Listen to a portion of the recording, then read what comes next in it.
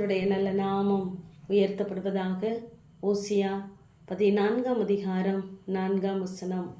மனப்பூர்வமாய் சிநேகிப்பேன், என் கோபம் அவர்களை விட்டு நீங்கிற்று என்று அக்கிரமத்தில் விழுந்து போன இஸ்ரவேல் இப்பொழுது கர்த்தருடைய வார்த்தைகளை கொண்டு அவரிடத்திலே திரும்பும் பொழுது அவர் சொல்கிறார், நான் உன் சீர்கேட்டை குணமாக்குவேன், மனப்பூர்வமாய் உன்னை சிநேகிப்பேன், என் கோபம் உன்னை விட்டு நீங்கிற்று என்று சொல்கிறார். ஏனென்றால் முந்திய அதிகாரத்திலே இஸ்ரவேல் மேலே கடுமையான நியாய தீர்ப்பை வைக்கிறார். ஆனால் அவர்கள் மனம் திரும்பின பட்சத்திலே அவர்களை மனப்பூர்வமாய் சிநேகிக்கிறவராய் இருக்கிறார். சிநேகம் எங்கு இருக்கிறதோ அங்கு கோபம் இருப்பதில்லை. இப்பொழுது தான் சிநேகித்த அந்த இஸ்ரவேலுக்கு அவர் எப்படிப்பட்ட ஆசீர்வாதங்களை வைத்திருக்கிறார் என்றால், நான் இஸ்ரவேலுக்கு பனியை போல இருப்பேன், அவன் லீலி புஷ்பத்தை போல மலருவான், லீபனோனை போல வேரூன்றி நிற்பான், அவன் கிளைகள் ஓங்கி படரும், அவனுடைய அலங்காரம் ஒலிவு மரத்தை போலவும் அவனுடைய வாசனை லீபனோனை போலவும் இருக்கும் என்று சொல்கிறார். தொடர்ந்து நாம் அதை வாசித்து பார்த்து அறிந்து கொள்ளலாம்.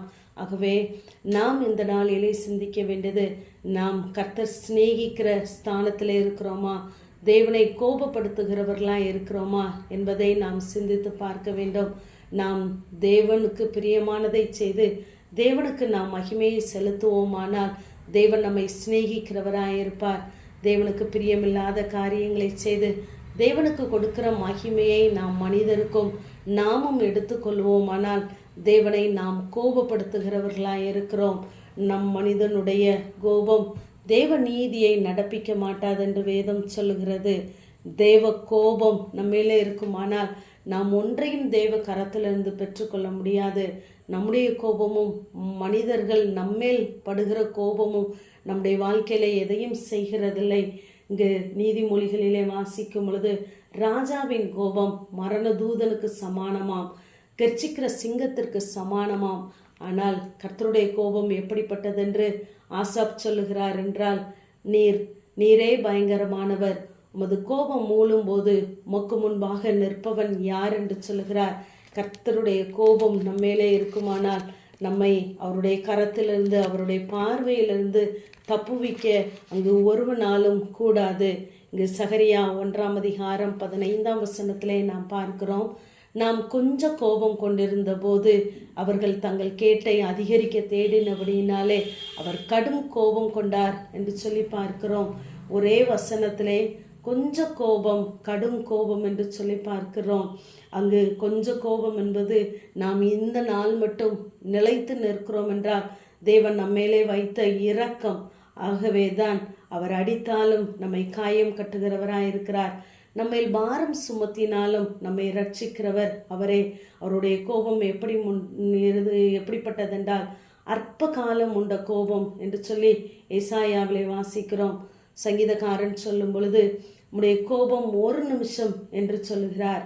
அவருடைய கடும் கோபம் என்று சொல்லி நாம் பார்த்தோமானால், ஏரோதுவை தேவன் அடிக்கும் பொழுது அவன் புழுபுழுத்து செத்தான் என்று சொல்லி பார்க்கிறோம். இது கடும் கோபமாக பார்க்கப்படுகிறது. ஆகவே அவருடைய கோபம் நம்மேலே மூளாதிருக்க வேண்டும் என்றால் அவர் பாராட்டுகிற கிருபையிலே நாம் நிற்கிறவர்களாய் இந்த நாளிலும் நிற்கிறோம். அவர் அக்கிரமத்தை 4ஆம் தலைமுறை மட்டும் விசாரிக்கிறவர், ஆனால் அவருடைய இரக்கம் 1000 தலைமுறை மட்டும் உள்ளது.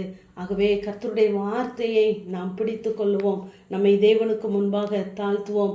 2 நாளாகமும் 32ஆம் அதிகாரத்திலே எசேக்கியாவை குறித்து நாம் பார்க்கும்போது, அவன் தன்னை தாழ்த்தினபடியினால் கர்த்தருடைய கடும் கோபம் எசேக்கியாவின் நாட்களிலே வரவில்லை என்று சொல்லி பார்க்கிறோம்.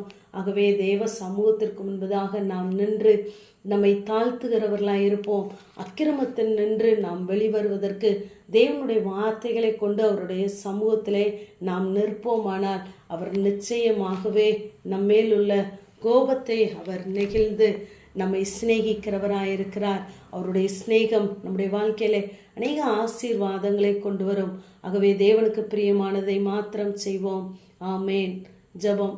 பிதாவாகிய தேவனே, குமாரனாகிய இயேசு கிறிஸ்துவின் நாமத்தின் மூலமாய் உடைய சன்னிதானத்தில் வருகிறேன். உடைய கோபம் நீங்கிற்று, நீர் என்னை தேற்றுகிறீர் என்ற வேத வார்த்தையின்படி கர்த்தாவே, இந்த நாளிலும் எங்களுடைய அக்கிரமங்களை மன்னித்து உடைய கோபத்தை எங்களிலிருந்து எடுத்து நீர் எங்களை தேற்றுவீராக. இயேசுவின் மூலம் ஜெபங்கேலும் எங்கள் நல்ல பிதாவே.